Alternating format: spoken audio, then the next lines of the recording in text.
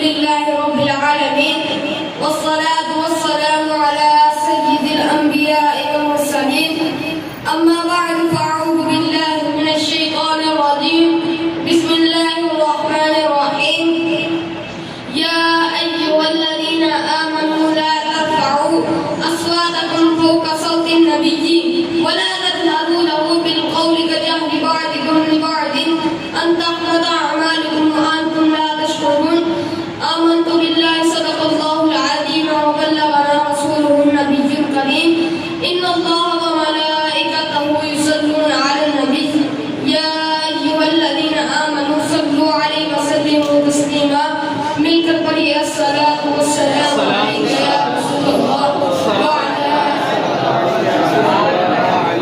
الصلاۃ والسلام علیک یا نبی اللہ وعلی آلک واصحابک یا نور اللہ. اللہ تعالیٰ پارہ 26 سورہ حجرات کی آیت نمبر 2 میں ارشاد فرماتا ہے یا ایھا الذین آمنوا لا ترفعوا اصواتکم فوق صوت النبی ولا تجهروا له بالقول كجهر بعضكم لبعض ان تحبط اعمالكم وانتم لا تشعرون. اے ایمان والو نہ بلند کیا کرو اپنی آوازوں کو نبی کی آواز پر اور نہ آپ کے ساتھ زور سے باتیں کیا کرو جس طرح تم ایک دوسرے سے باتیں کرتے ہو کہیں ضائع نہ ہو جائے تمہارے اعمال اور تمہیں خبر تک نہ ہو. اس آیت میں حضور کی بارگاہ کے آداب بتائے گئے ہیں کہ جب بھی میرے حضور کی بارگاہ میں آؤ تو ان کے آداب کو ملحوظ خاطر رکھ کر آؤ. اگر تمہاری آواز بلند ہو گئی میرے حبیب کی آواز پر تو تمہاری ساری نیکیاں ختم ہو جائیں گی. نمازیں، حج، روزے، زکوٰۃ، صدقہ خیرات سب نیکیاں ملیامید ہو جائیں گی. کبھی غلط فہمی کا شکار نہ ہونا کہ تم واضح ہو، نمازی ہو، صائم الدہر ہو، قائم اللیل ہو، مفسر ہو، محدث ہو، واعظ ہو. جنت تمہارا انتظار کر رہی ہے. اگر سرکار مدینہ کی گستاخی کی تو نیکیوں کا باغ اجڑ جائے گا.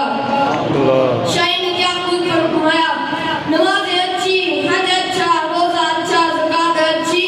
نمازیں اچھی، حج اچھا، روزہ اچھا، زکوٰۃ اچھی، لیکن باوجود اس کے میں مسلمان ہو نہیں سکتا. نہ جب تک کٹ منوں میں خواجہ بطحا کی عزت پر، نہ جب تک کٹ منوں میں خواجہ بطحا کی عزت پر. خدا شاہد ہے میرا کامل ایمان ہو نہیں سکتا. سبحان اللہ. یہ ادب اب بھی لازم ہے جس طرح آپ کی زندگی میں لازم تھا کہ جب بھی حضور کی بات، حضور کے روضہ مقدسہ کی سعادت نصیب ہو تو وہاں پر آواز نہ بلند کرو. جہاں حدیث شریف کا درس ہو رہا ہو وہاں بھی آواز نہ بلند کرو. علماء اکرام کی خدمت میں حاضر ہو تو چلا چلا کر گفتگو نہ کرو. حضرت فاروق اعظم نے آہستہ آہستہ بات کرنے کا معمول بنا لیا. حضرت ابوبکر صدیق نے عرض کی یا رسول اللہ مجھے اس ذات کی قسم جس نے آپ پر قرآن نازل کیا میں آخری وقت تک آپ سے آہستہ آہستہ بات کروں گا. جب کوئی حضور سے ملاقات کے لیے جاتا تو حضرت ابوبکر صدیق اکبر ایک آدمی بھیجتے جو ان کو حاضر کے آداب سکھاتا اور احترام کی تاکید کرتا. صحابہ کرام جو پہلے ہی احترام کرتے تھے اس آیت کے نزول کے بعد زیادہ محتاط ہو گئے. شاعر نے کیا خوب کہا روح میں تازگی نہیں قلب میں روشنی نہیں، روح میں تازگی نہیں قلب میں روشنی نہیں، عشق نبی کرنا ہو آدمی آدمی نہیں.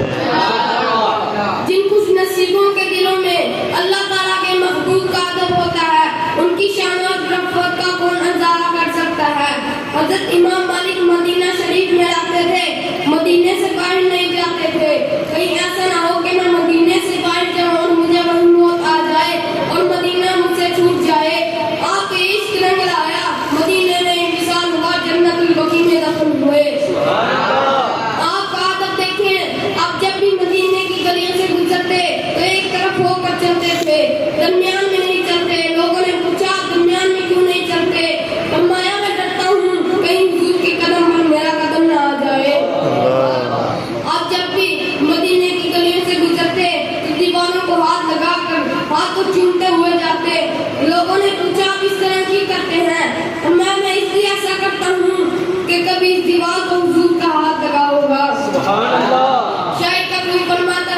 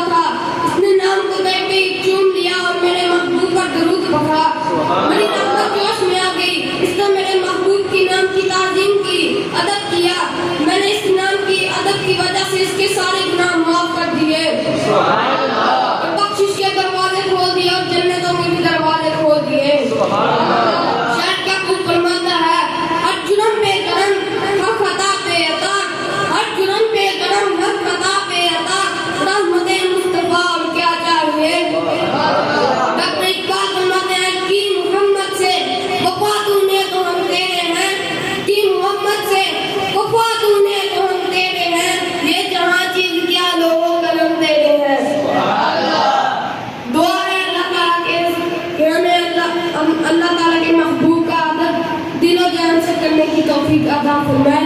وآخر دعوانا الحمدللہ.